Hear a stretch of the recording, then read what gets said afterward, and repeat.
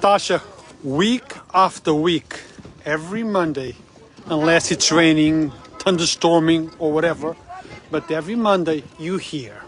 Yes, we do come out in the rain. As long as it's not pouring, but we do come out in the rain.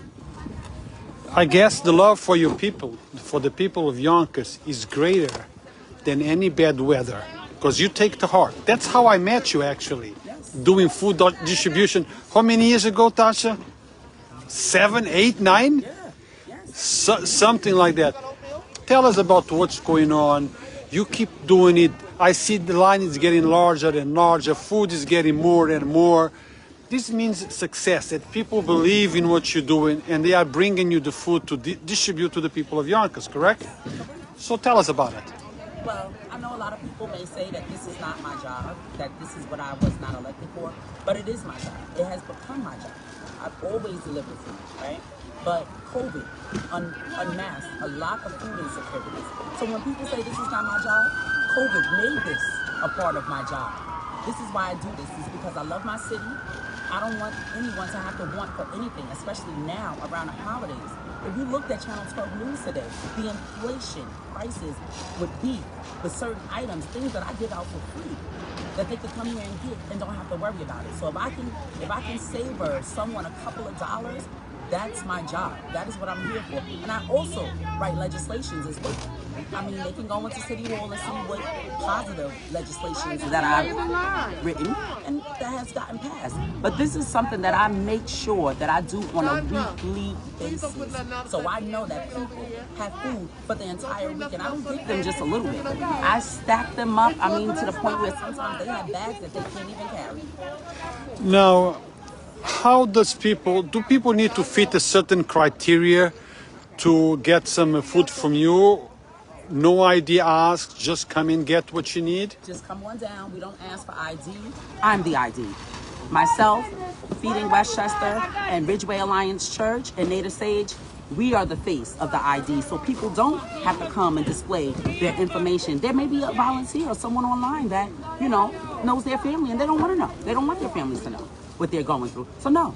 That's why we made it our business to get the grant, so they don't have to show ID. We don't want to know where you live. We just want to know that we can feed you.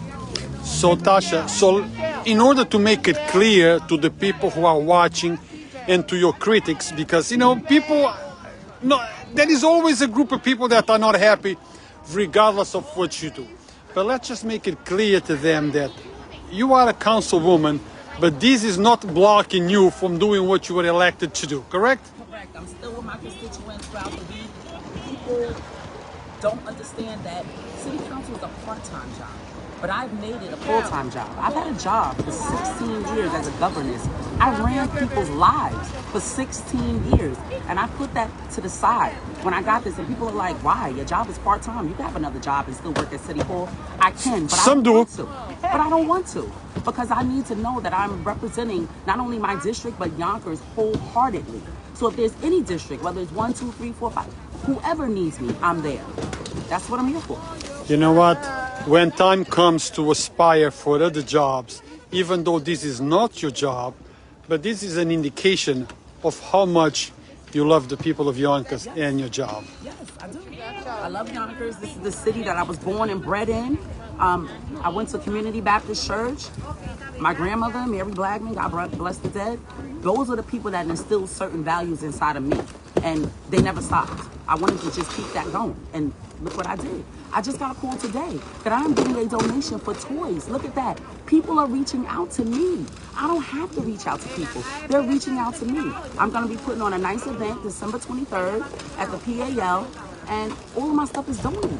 Because people see what I do. They know that there are people in need, and they know that I will be the face of it. I will go out there and I'll do the work. Look at me. I'm out here. I got on gloves. I got on my 914 attire, especially made for me. I want to say thank you to Susan for giving it to me. And I want to say thank you for 914 Brian for actually making it personalized. They also put my district on the hood. So, that's nice. Because they know I'm out here in the cold. So he's like, look, you're out here, you're doing what you got to do. I got to make sure we keep our councilwoman safe and warm. And that's a nice attitude. Now, Tasha, since I have you here in front of the camera, and we have something coming up this week. Yes, we do. in 3 days. Let's take this opportunity to invite our people of Yonkers, to join us.